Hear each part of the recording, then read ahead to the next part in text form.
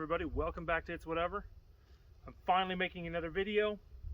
I have 2 blocks of ballistics gel here, and we are going to be comparing black powder to modern day cartridges. Let's get started. Okay, so let's just go through what I'm going to be comparing. First off, we have 9mm versus a 36 caliber black powder. 38 special versus a 44 caliber black powder. Make that thing stay. Last but not least, 45 ACP versus 50 caliber out of this flintlock. So let's get started. Okay, so what we have first is a Smith & Wesson M&P Shield, shooting a 9mm typical full metal jacket. All right, we're going to see how this does.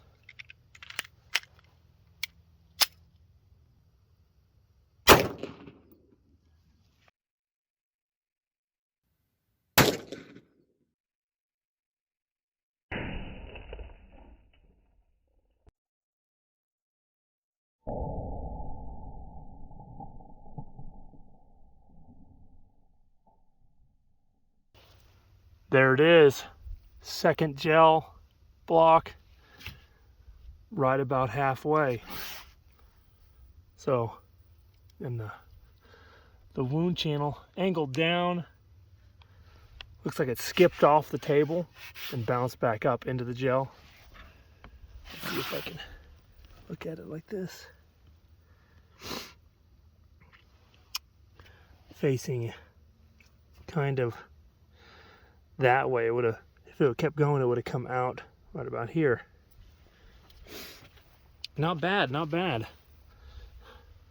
lot of damage up front, very little damage as it went back here. Okay, it's time to test out the 36 caliber black powder. Okay, now 36 caliber. We're going to see what this does against a 9mm.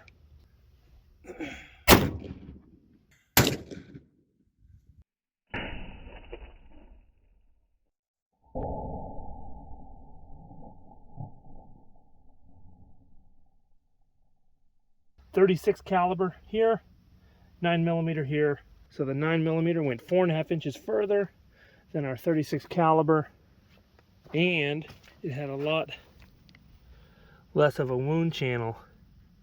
So you have, it's just a nice straight line from entry all the way through to where it stopped.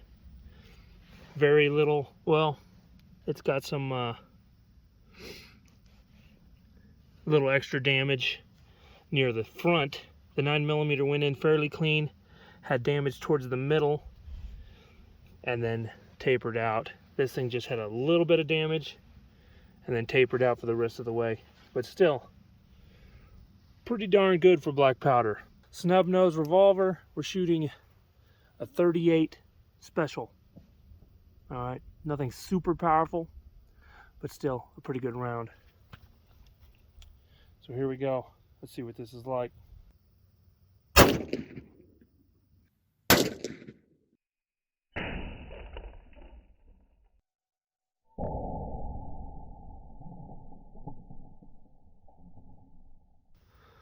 Wound channel right here, this lower one.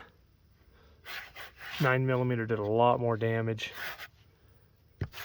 than this did about the same amount of damage as our 36 caliber black powder, but it went nice and straight and stopped right next to the 9mm. Crazy. 38 special, not as special as you would think.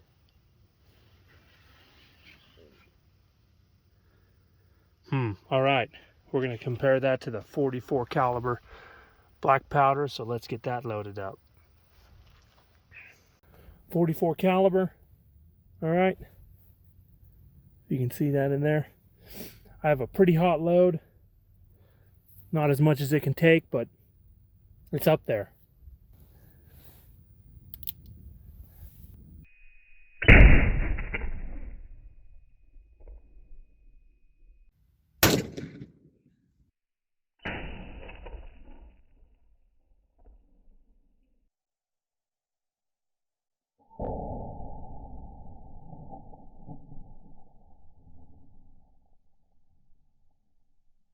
.44, 38, 9mm. 44 so far is the winner.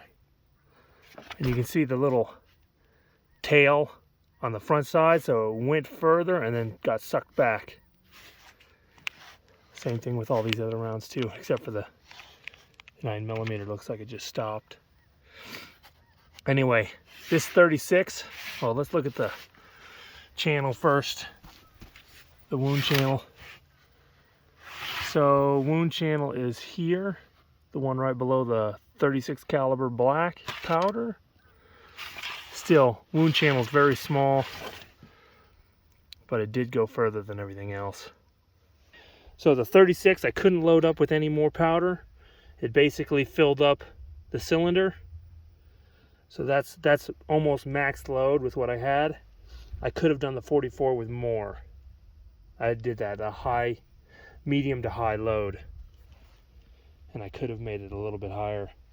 So it could have gone further, but that's just a standard load. So far, the 44 is the winner.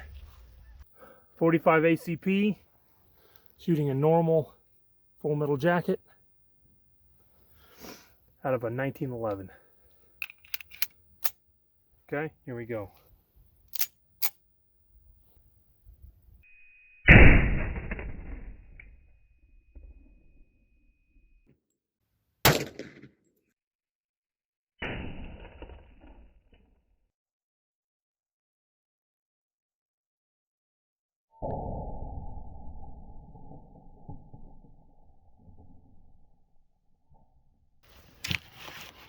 It came out, went all the way through, didn't go through the table, must have bounced up and disappeared.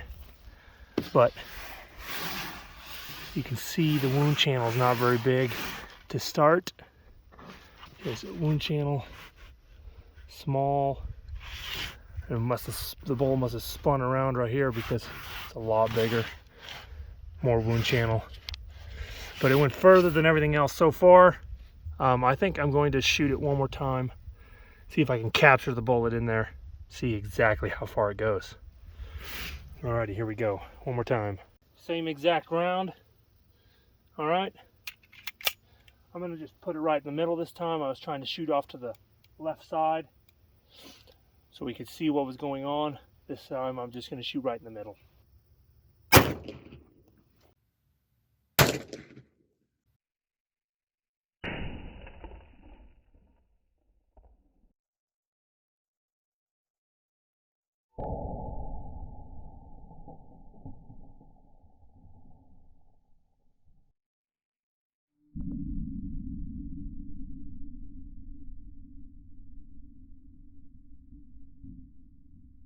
Alrighty, so 45 ACP. This is the channel right here. And it came out. Exited the block right here. Alright, way further than everything else. Punched all the way through. Not an extremely huge wound channel, but it made it all the way through. Two 16-inch blocks of ballistics gel. That's impressive. Now it's time for the big one. All right, 50 caliber flintlock, same exact powder load as the 44 caliber. We'll see what it does. A little bit bigger, heavier round.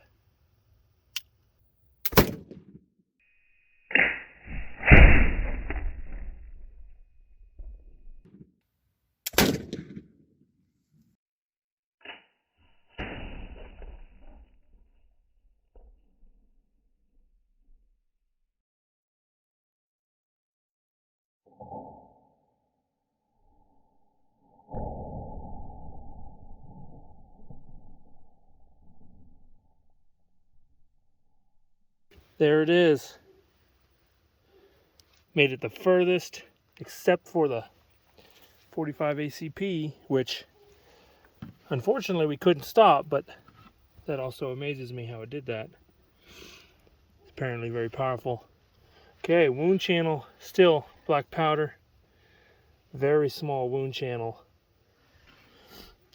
but still goes a long way. All right, and there it is. 36 caliber medium load, 9mm, just regular 9mm.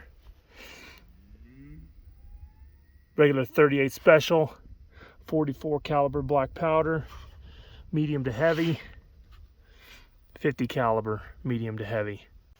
Okay, so really quick, you can see black powder. All the black powder trails are virtually straight in, due to the ammo being perfectly round. This ammo, 9mm, 38 special, and 45 ACP, all the channels curve. You can see curves down. This one hit the ground, came back up, curving sideways. It goes all over the place once it hits any kind of target, because the bullet starts spinning. Okay, so black powder versus conventional firearms. The black powder does just as good, depending on the load. The wound channels are based upon, I think, the bullet spinning around as it goes in. I'm very surprised that 45 ACP made it all the way through both times. All right. So obviously I need to put more gel, and I plan on doing a rifle one at some point where I'm going to have probably 8 blocks of gel, according to what this is doing. So, anyway, subscribe, like this video, and I'll see you in the next one. Oh my goodness, that one was loud.